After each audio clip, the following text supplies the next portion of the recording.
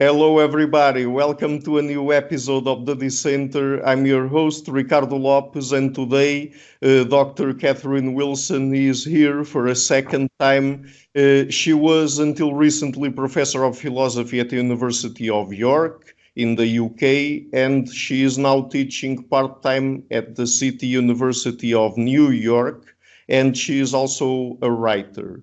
I just wanted to make reference to two of her books, Epicureanism at the Origins of Modernity and Epicureanism, a very short introduction, because that is basically the topic we're going to focus on mostly today, Epicureanism as a philosophy, and basically also how it influenced the development of modernity or modern philosophy. So, Dr. Wilson, thank you again for accepting the invitation and for coming on the show. It's nice to have a chance to talk to you again, Ricardo. So thank you for the invitation. Okay. I will just mention that you may not know this, but I have a third book on Epicureanism coming out. And this one is written for, it's a trade book, so it's meant to reach a broader audience, though we can concentrate on academic things today. And it's called, the US title will be How to Be an Epicurean. Mm-hmm. And the UK title, it has already appeared in the UK, is The Pleasure Principle.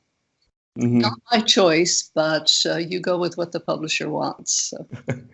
Yeah, that title is interesting, How to Be an Epicurean, because it sounds like a provocation in a sense to Massimo Pigliucci books, how to be a Stoic, right? That's exactly right. I'm sure we'll get on later in your show to the question of the Stoics and the Epicureans. Yeah. Because there seems to be some sort of rivalry there, right? So let's start with this.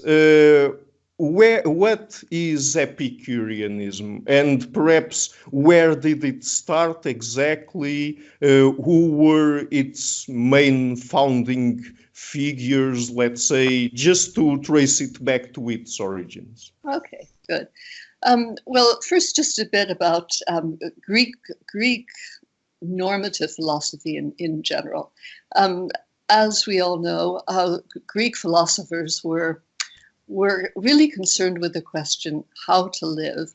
And unlike modern self-help books about how to live, they really wanted to integrate their recommendations into a very broad and very grounded picture of how the universe worked, what people were like, what law and convention were really like. So in doing so, you often find them really challenging mainstream beliefs and telling people essentially the world is not at all the way you think it is. We're going to tell you how it really is, and based on that, we'll make suggestions for how to live a happy and ethical life. So the Epicureans do that in their particular way. The sources of Epicureanism are first Epicurus himself, 3rd century BCE Greek philosopher, who had a kind of school or cult that he gathered people together in his house, which was probably outside the city limits of Athens. And there they talked and discussed and read and wrote and had meals together.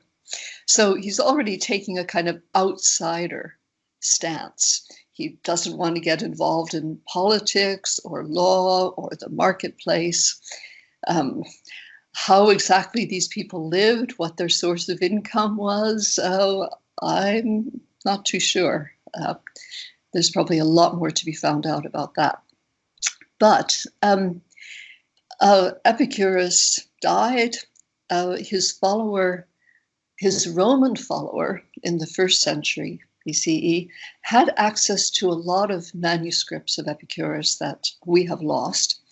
A lot of them were buried in the eruption of Vesuvius, the volcano, in 78 BCE.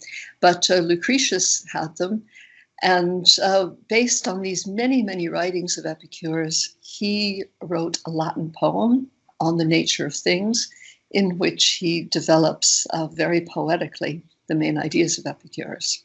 Mm-hmm. Otherwise, what we have of Epicurus himself is really pretty sketchy. Some list of sayings, which are very interesting and very worth commenting on.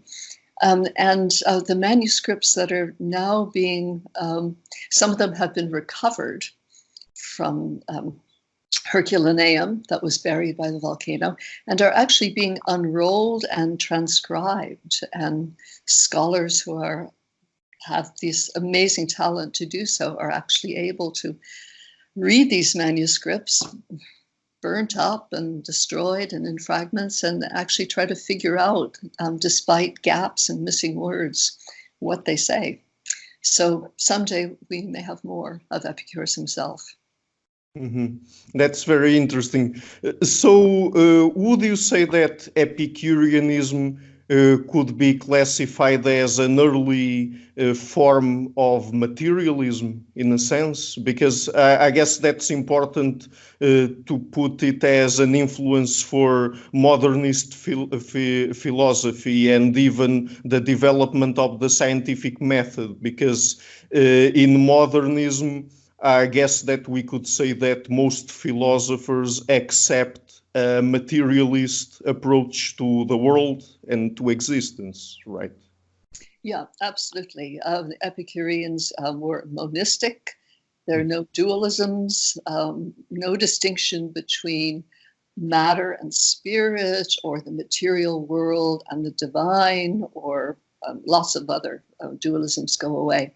They're materialist in that they thought that the only things that really exist, apart from what exists by convention or through perception, are atoms and void. So that kind of materialism is, of course, quite different from the Marxist tradition of materialism. But there is a relationship, because Marx and Engels were very keen students of philosophical materialism. Mm-hmm. So it's very interesting, because Epicureanism back maybe in the 17th century, around the time where people started developing the scientific method, really clashed against the Christian cosmology and also Christian philosophy, in a sense, because people believed, for example, in a soul, and they placed people, morally speaking, above other animals, and they didn't think there was even some sort of biological continuity between them. And then the Epicureans are saying basically that all that exists is composed by the same sort of building blocks, the same sort of particles, and so in a sense, we are not special in comparison with animals and even with inanimate matter. And so I guess that would be really controversial back then, right? That's right. Well, the most people, I suppose, believed, or at least were taught. There's always a distinction between what people are taught and what they actually believe. That the world, because it appears so orderly and regular, either it always existed, that's what the Aristotelian said, like we see it today, or it was created by a divine mind that had the power to create plants and animals, to form the earth, to create human beings and give them incorporeal souls. And in most traditions, the human soul is immortal. It is either revived with the body in the Christian tradition, or you come back as another animal, or maybe as one of your descendants. But people have always had a very hard time believing that death is just the end, and that the particles of which your body is made just dissipate and get taken up and become other objects. perhaps other plants and animals and other people. So for the Epicureans, since the gods or a god did not create the world, it was just a matter of, over very long time periods, individual particles coming together, sticking together, forming assemblages that had some stability. And out of this, the world as we see it appeared. That's a little bit of an exaggeration, because they also seem to have thought of seeds of animals and plants as somehow existing maybe eternally in the earth, but then as springing out of the earth and developing into large animals, elephants, human beings, etc. So sometimes atom seems to mean seed, and sometimes it seems to mean, in their writings, a particle that only has shape and size and is otherwise quite dead and not inert, because the atoms move themselves and interact. So the important thing is more what they exclude, minds, spirits, incorporeal agents, than exactly how they're thinking of the atom. Mm-hmm. But that was a very interesting intuition that they had, because back then they didn't really have access to the intellectual tools that science provided us with, and even to the technological resources that we have nowadays in order to really understand how the microscopic world works, and how particles interact with one another and what they are really about. So, I mean, for someone thousands of years ago to have that sort of intuition, because even for people that's really counterintuitive, and it's really understandable that for such a long time most people dismissed it as untrue or something like that, because it really runs counter to our I'm not sure if we could call them innate, but our intuitions, right? Yeah, that's right. It wasn't until recently that people actually claim to see, or at least visualize, atoms with electron microscopes and devices like that. So it's a really fascinating story how from this completely a priori or observational approach, this theory of atoms as the underlying and permanent constituents of the world developed over all these centuries. So what the ancient Epicureans noticed was first that things wear away very gradually, steps and even rocks and stones, things like that. A ring wears away when you've worn it for a long time; it becomes thinner. So they understood that there must be little bits of it disappearing all the time, even though we can't see it. They noticed that there were, you notice an array of light coming in through the window, little dust particles dancing around. And they thought, well, atoms must be something like that, only even smaller, because they're completely invisible. And the more the purely philosophical arguments they gave were that there must be something that is absolutely permanent, out of which the universe can be built, because everything that we see around us is destructible. Okay? I can smash this computer to bits, all buildings fall down, nothing lasts forever. So what is it that gives the universe its substance? It must be something too small to be seen, that is so hard, they thought, that you could never break it into or cut it into. Mm-hmm. Nature could never do that. So those must be the ultimate things. And they can't have any color, because colors change. Colors of macroscopic objects change with the light, with the illumination. If I were to grind this computer into a powder, all these colors that are there would disappear. It would just be a heap of white powder or gray powder at the end of it. So colors somehow are appearances that have to do with the light and with conditions. And again, this is a bit of an oversimplification because Epicurean theory of perception also involves colored films of single atoms being emitted from things and coming into our eyes. So that was the way they got around the problem of how does a purely physical material being like me see objects, including colors. So, based on their theory of perception, let's call it that way, did they think that what we saw and what we felt and what we heard and basically the information we got from our senses, that it was mostly an illusion, as we also know nowadays, that it was a construction of reality and not reality itself? Yeah, that's an important thought in two ways.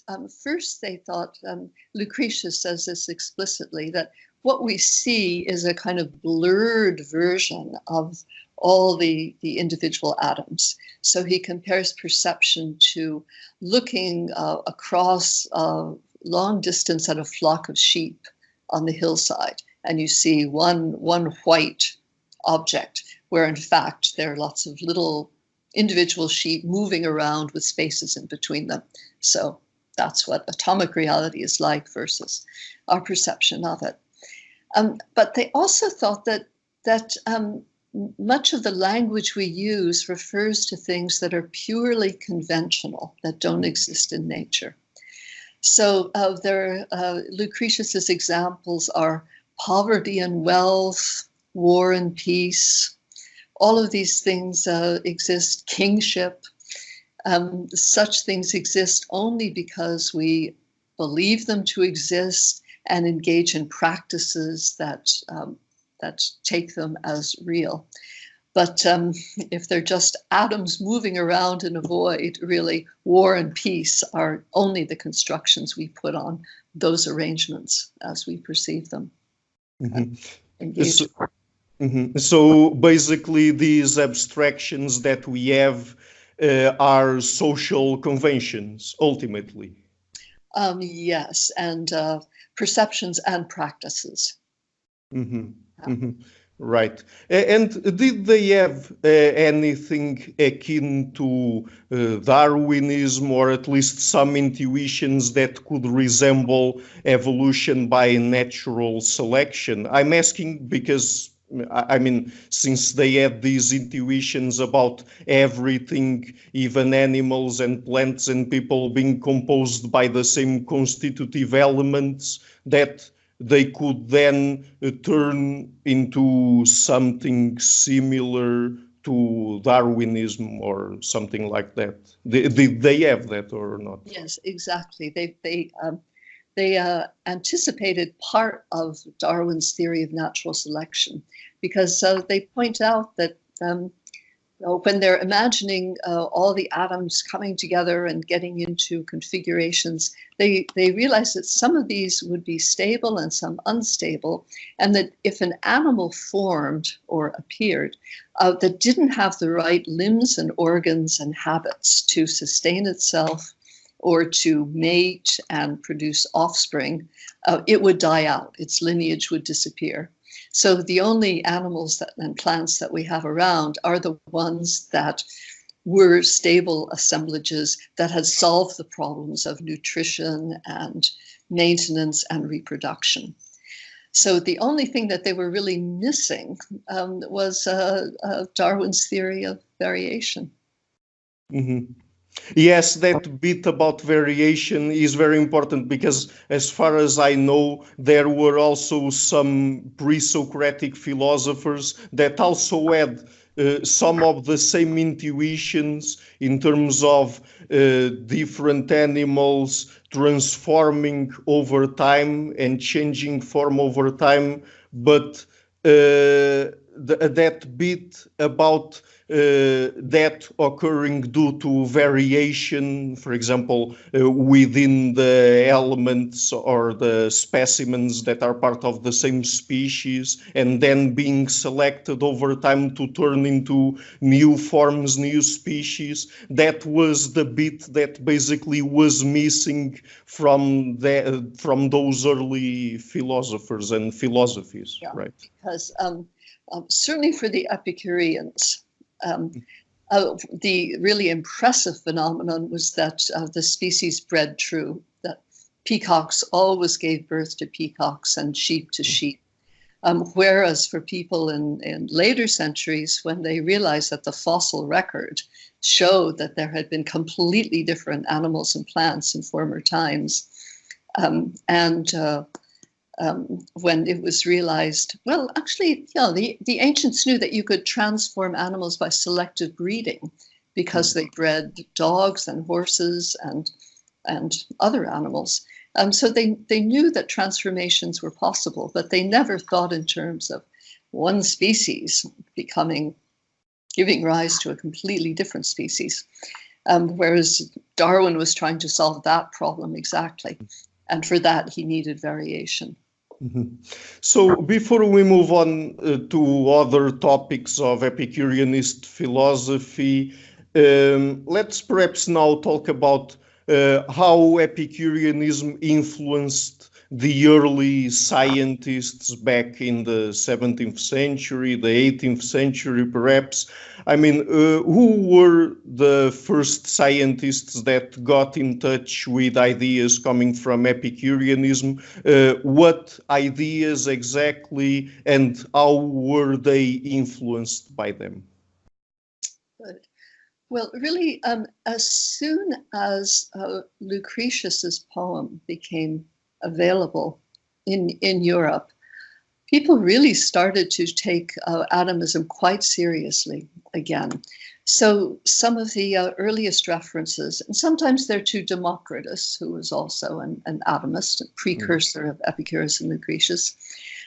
Some of the first references, some of the first favorable references you find are in Bacon and in Descartes. Descartes keeps trying to assure the reader, I am not an Epicurean, but as you mentioned earlier, there's good reason not to do this in a Christian culture in which the church and the universities are essentially one, closely tied together at least. But Descartes especially has a theory of corpuscles or particles. They're not exactly atoms because they're not separated by void for him. But for Bacon, the motivation is he wants to transmute substances. He wants to essentially turn lead into gold. And he realizes that because then you don't have to go overseas and have sea voyages and kill people and all that. You could just make gold by transforming base metal. But he realizes that alchemy has not succeeded in doing this. They don't know what they're doing.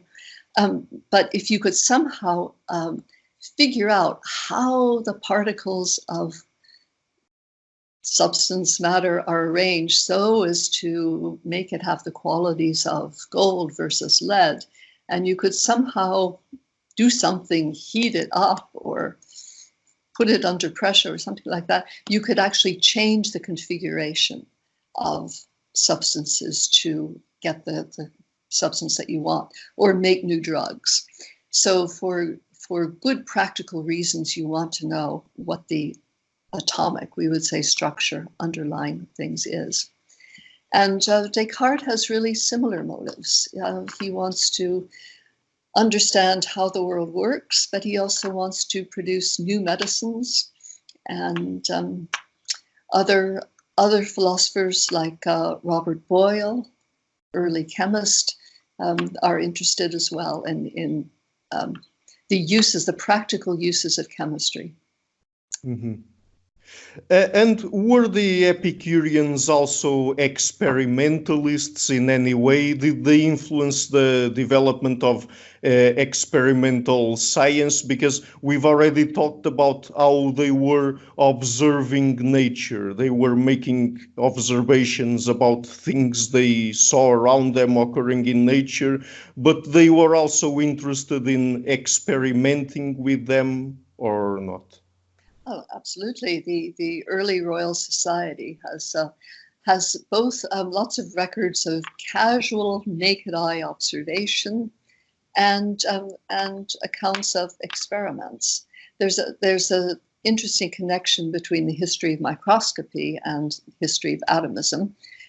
As you can imagine, many early microscopists thought, oh, great, now we'll be able to actually see the atoms and see how they're interacting and figure out how to change nature. This did not happen, even though some observers claimed they could see atoms of water and atoms of electricity, but it wasn't really happening.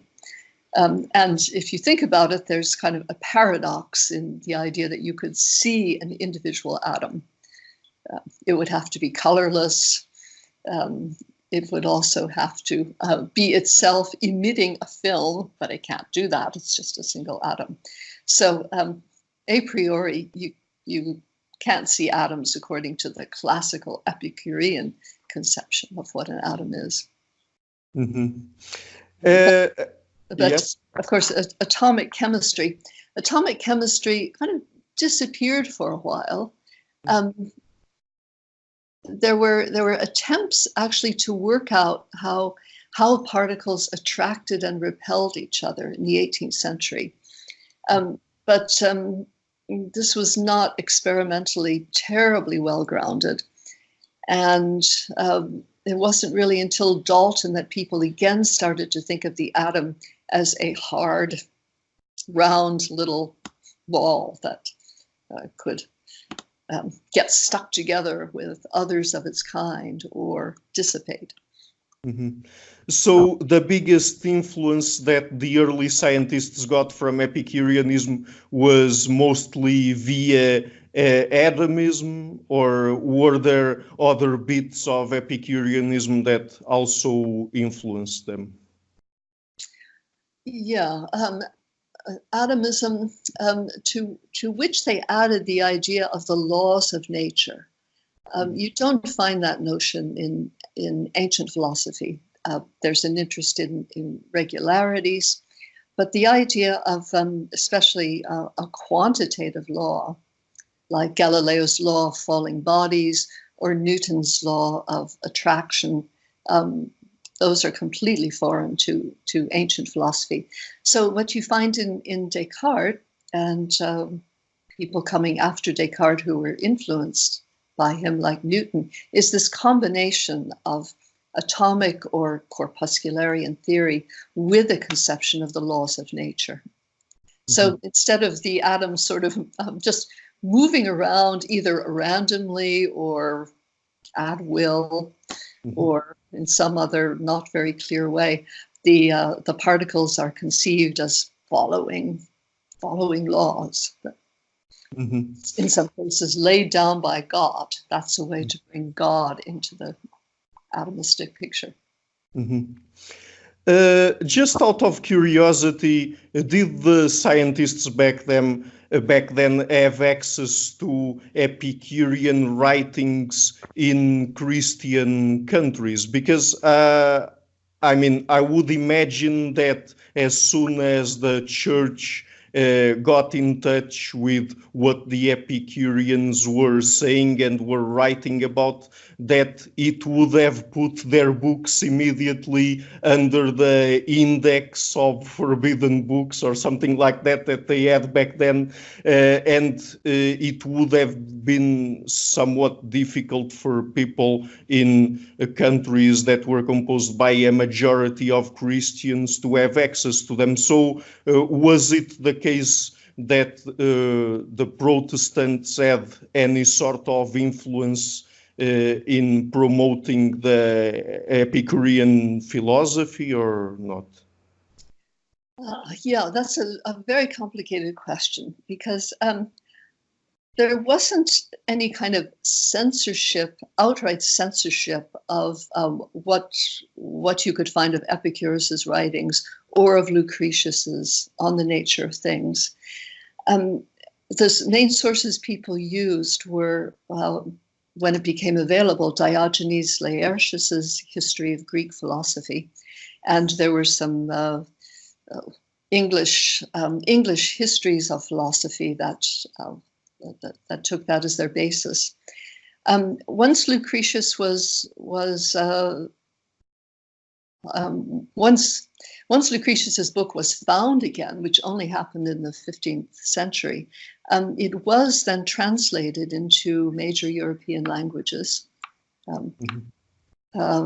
English translation in, I think, the 1680s, the first English translation, not censored, anybody could read it. But what you find is that whenever a philosopher is suspected of being an Epicurean, yes, the clerical writers come down on that person pretty hard, and repeated over and over, you find the accusation that the random concourse of atoms could never produce the world as we see it. It must come from a divine source. And that human thought, human experience, human mentality could never just be the result of a material brain. There must be a spirit inhabiting us. Sure.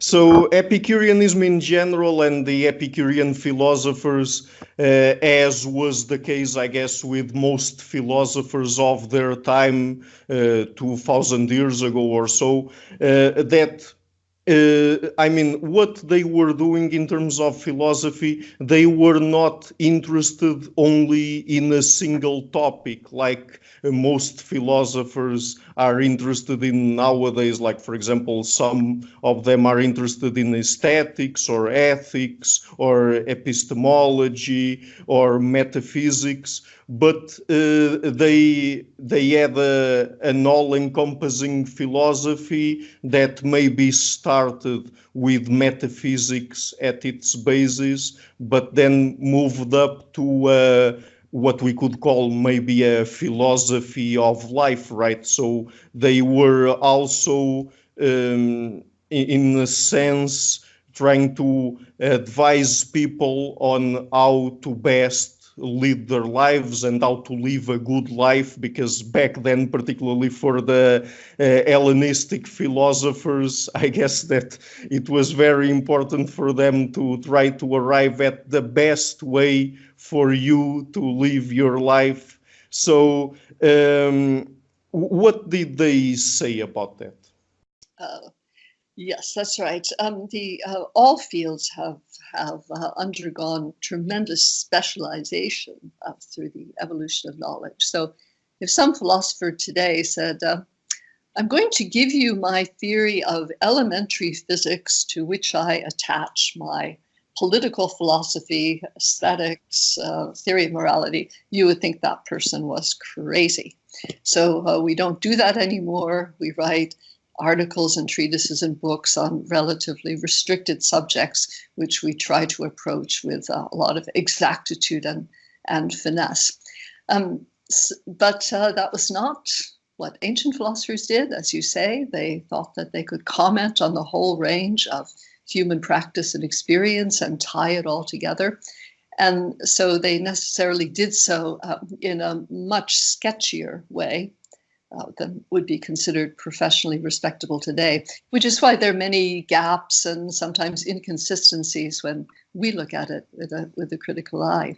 But that was the aim, to tie ethics to physics, to one's general attitude towards life and death, other people, other animals, nature in general. And I think the Epicureans succeeded in doing that very well.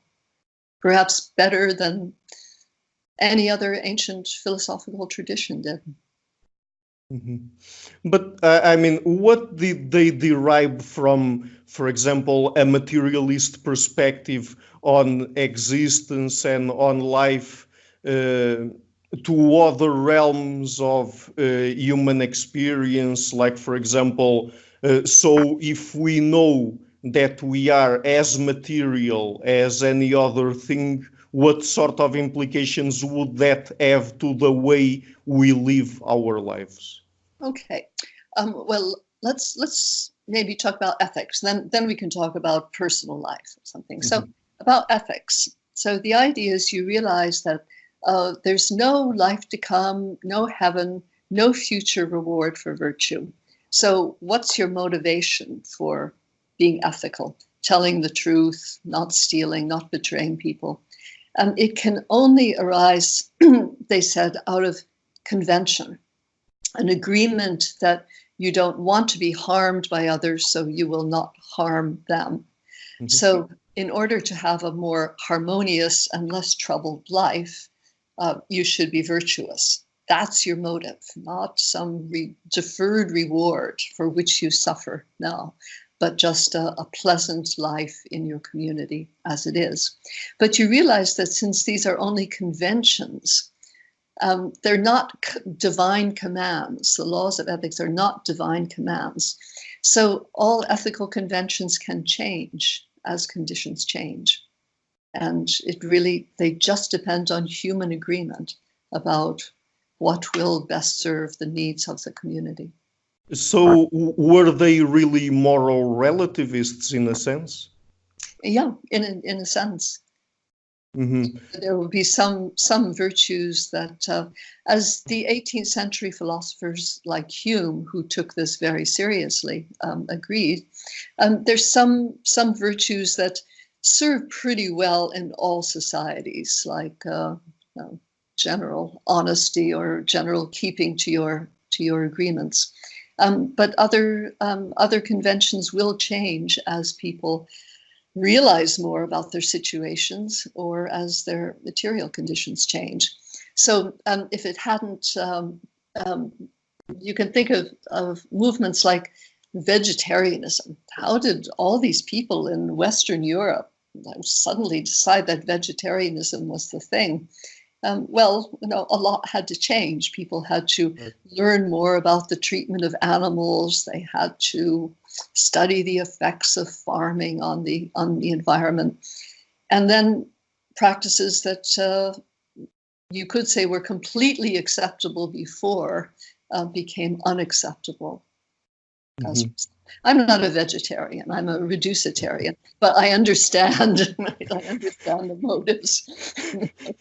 Yes, yes, yes. I've been a vegan for 4 years. I'm no longer a vegan now, just because I had some health issues, So it's very difficult to keep a strict vegan diet. But I mean, the ethics behind veganism and vegetarianism, I guess that it's pretty solid, because if we take into account biological continuity, particularly coming from evolutionary biology, then I mean, it's very hard for people to justify really harming other animals, when at least when it's not necessary, right?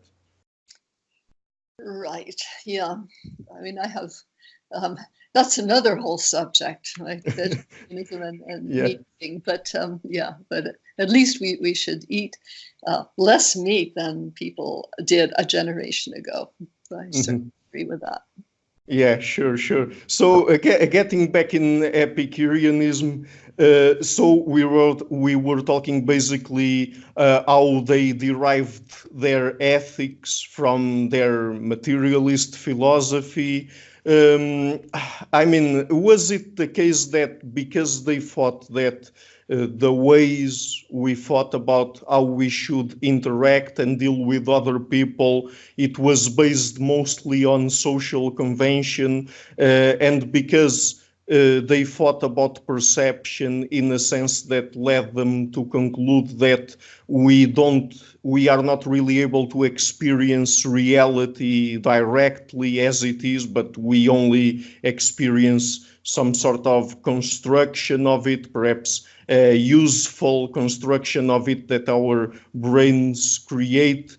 I mean, were they in any way, how did they deal with things like, for example, emotions and moral values? Even, I mean, all the entirety of our mental experiences. To what extent did they take them seriously? And to what extent did they think that we should take them into account when developing an ethical system?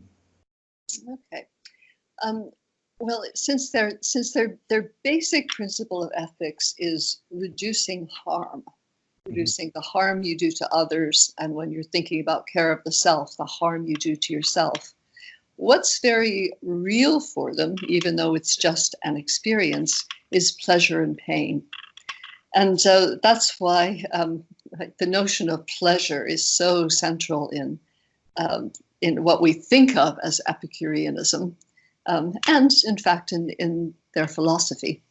So what you are trying to do in the case of self-care is eliminate the major sources of harm to yourself, painful experiences that you would otherwise have. And that's where the difference to Stoicism comes in. So Stoics think, I think all the major ethical philosophies agree that life is a minefield. Right? There are going to be all sorts of problems that human beings face. Problems of health, sickness, physical pain, mental pain caused by the failure of your plans, and loss of friendship, very important. Frustration of your ambitions.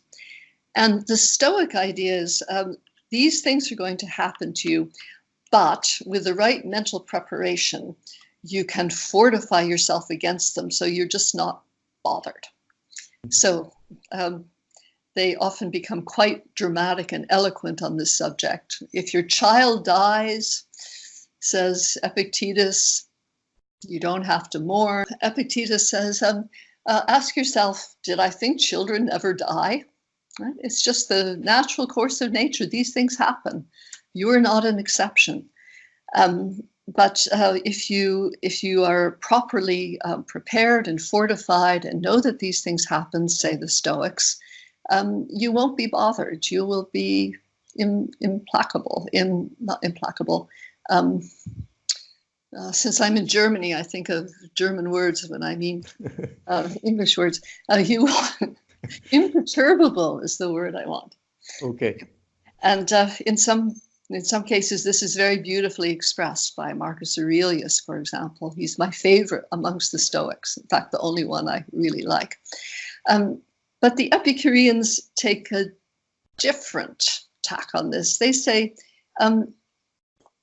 if you are in the grip of an emotion, you're not only helpless, but there's something really distasteful about the idea that you just become stony and don't give way to tears, don't grieve when your child dies.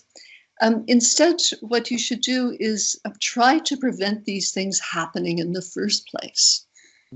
So avoid situations in which you are setting yourself up for big shocks and anguish. And this takes a lot of analysis of human psychology and social affairs and how the world works. But you can choose and avoid in such a way that you are relatively sheltered from these things happening. So you may not have as dramatic a life, but you will have a less painful life, let's say. But some things will be painful anyway, and then let the emotions flow. Mm-hmm. So let me see if I understood it correctly. So that first clash that we're talking about here between the Stoics and the Epicureans, is it about the Stoics thinking that in this case death shouldn't be at all a source of existential dread, and the Epicureans having an understanding of the reasons why people take it as a source of that, and why they mourn other people when they die, and why they get upset and sad and things like that, but saying that perhaps they should, in a way, prepare themselves for that occurrence, for that thing that will inevitably happen. Was that the case? Was that the difference there? Yeah. Well, both Stoics and Epicureans recognize the inevitability of death. Mm-hmm. I'm not sure there's a consistent Stoic teaching about immortality, but for the Epicureans, there is a consistent teaching, which is death is the end. And they go to some lengths to try to persuade their followers that death is not a bad thing. First, they claim that it's not going to hurt very much. It's not going to be painful. As I point out in my newer book, this is not exactly right, because a large number of people, especially those in somewhat disadvantaged circumstances, do have a lot of end-of-life pain. And this is something that medical associations are now taking very seriously. People need access to hospice care, drugs, and an end to futile treatments that prolong a painful life. That's something that the Epicureans would certainly have said if they were the ancient Epicureans, if they were around today, that dying should be made less painful, and end of life should be made less painful than it is under our current systems.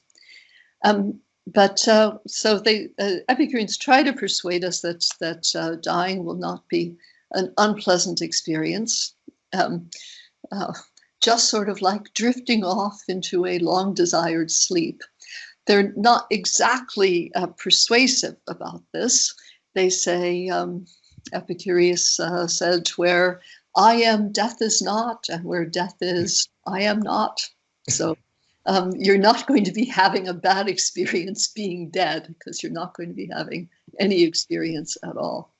Mm-hmm. So lots of debate about how much the Epicureans really managed to remove the fear of death, existential dread. But they probably do as good a job as can be done. And what Lucretius says is, if you live your life to the fullest, and then have to exit it, you're not going to exit it thinking about all the things you missed. You should take advantage of the world while it is there for you. Take full advantage of it. So this emphasis on sensory pleasure, which is very important, comes into it in that way as well. Mm-hmm. So were the Epicureans also saying that we should try to avoid pain as much as possible? Were they saying that? And if so, if they were really saying that, could we say that they had an hedonistic philosophy? Yes, technically they are hedonists, because as Epicurus says, pleasure is our first and only good. But what he means by pleasure is not dissipation. Mm. And what he means by pleasure is often just avoidance of pain. So Epicurus says, well, we don't mean, from the male point of view, carousing with women and eating fish and getting drunk. That's not what pleasure really amounts to. It's pleasure, certainly in food and drink, but also in friendship and music and knowledge and learning and sex. Epicureans shocked their contemporaries by being very interested in sex. You don't find a lot of talk about that, at least not in a favorable way, in Aristotle or Plato or the Stoics. So really quite an exception there. I think for Lucretius, the most painful emotion human beings can experience is jealousy, sexual jealousy. That he considers to be absolute torture. And so he has recommendations for how to get out, how to avoid jealous situations in the first place, and what to do if you get caught. Very interesting. So I recommend those sections. Epicurus, well, Lucretius seemed to think that love and marriage were, on the whole, pretty good things. Epicurus thought that was a lot of trouble, and children were a lot of trouble. And while the philosopher could elect to have a family, maybe better not. That was his view. Mm-hmm. But did they say anything as to, did they think that life overall was worth living or not? I mean, because since they thought a lot about death and pain, they could, in a sense, be also driven toward anti-natalism, for example. Was that the case? No, no, I don't think so. It's purely the self-interest of the philosopher that Epicurus is thinking of. No, I think that they have a very favorable attitude towards life as a source of pleasurable experiences for the most part, and the acquisition of knowledge. This is really an important theme for Epicurus. Learn about your world, try to explain the world, try to understand the world, and this and exchanges with friends and contemporaries. These are the main sources of pleasure in life, mm-hmm. along with the sensory pleasures.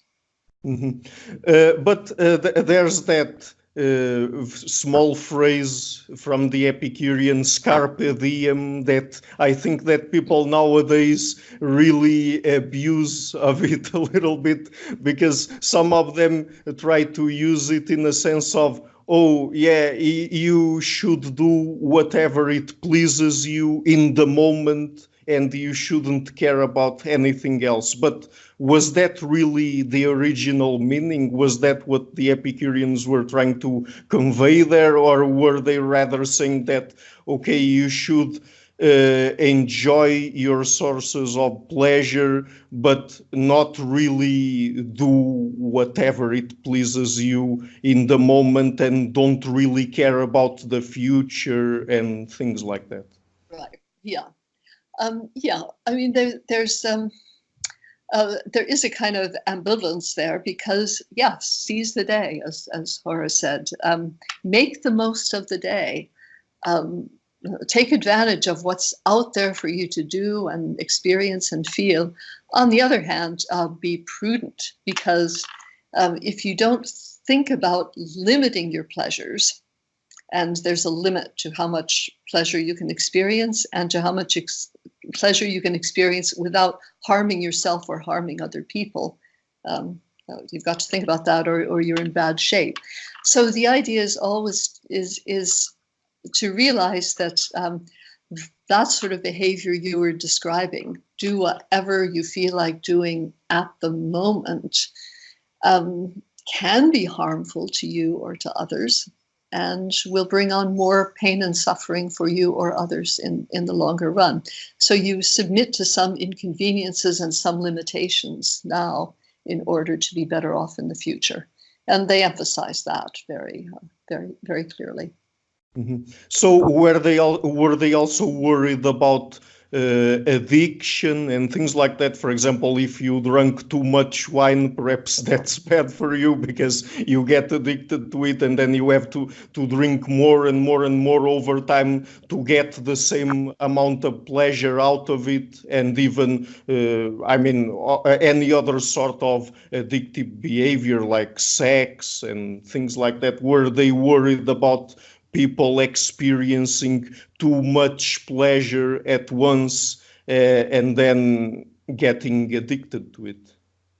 Yeah, I don't think they discuss addiction specifically, but if you had presented those examples to them, they would certainly have agreed.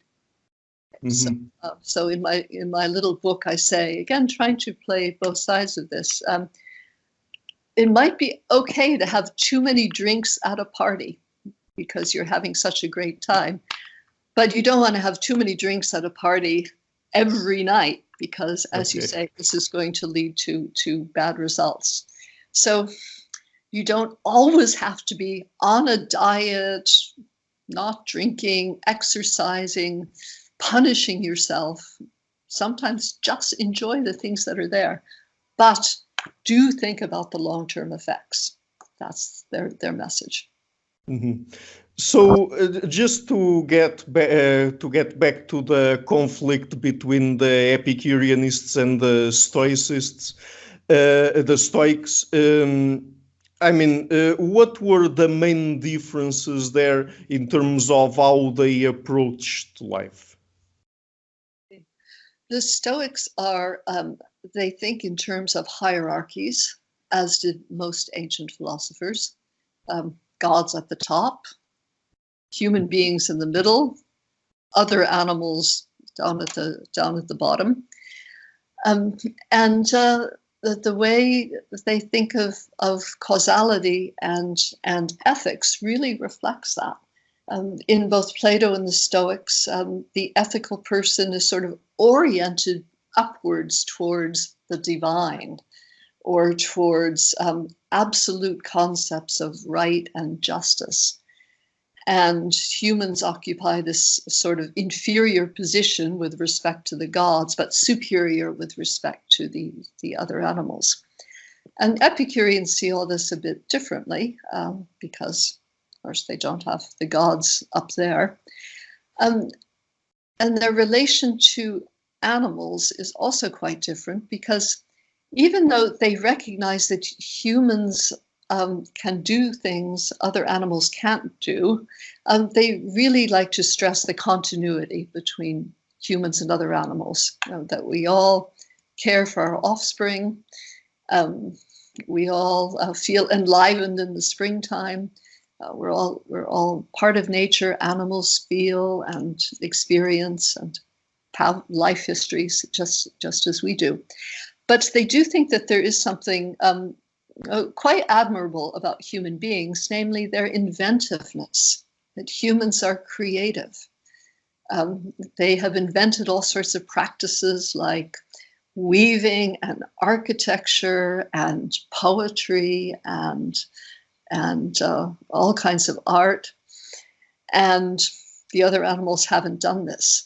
So it's not that humans are sort of superior in being closer to the divine or even more rational.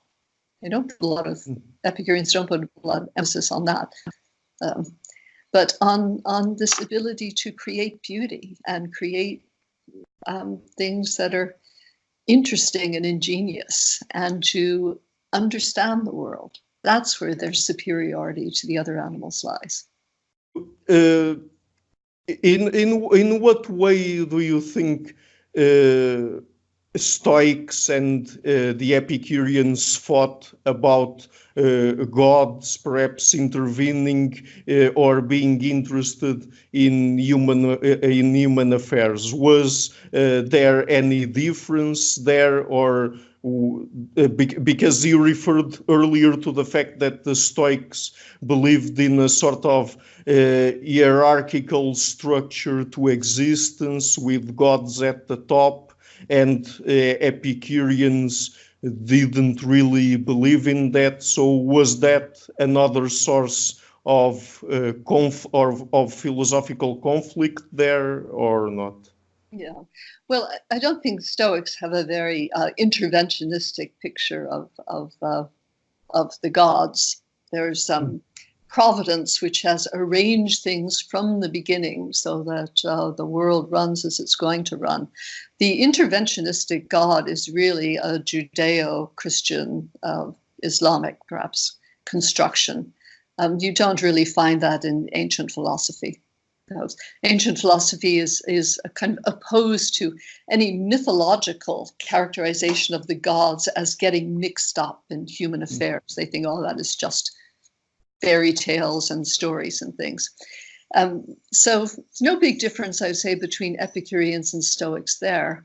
But where the difference comes in is that Epicureans don't think of human beings as something like lesser gods, with reason placed way above the other animals, closer to the gods in their overall abilities and orientation.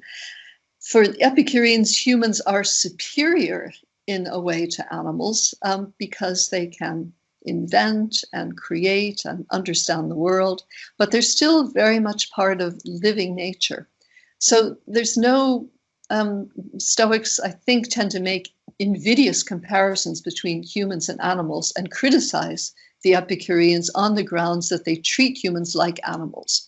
Animals go after pleasure. Animals dislike pain. Animals are irrational. Where the Epicureans think that's right. All animals, including humans, pursue pleasure, as well they should. Mm-hmm. Okay, so perhaps just one last question.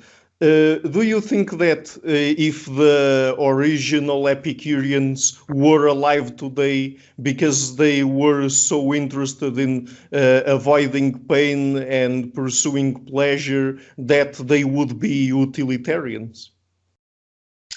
The utilitarian tradition, the real one, did actually draw on the Epicureans. John Stuart Mill, right? Jeremy Bentham, that's historically established.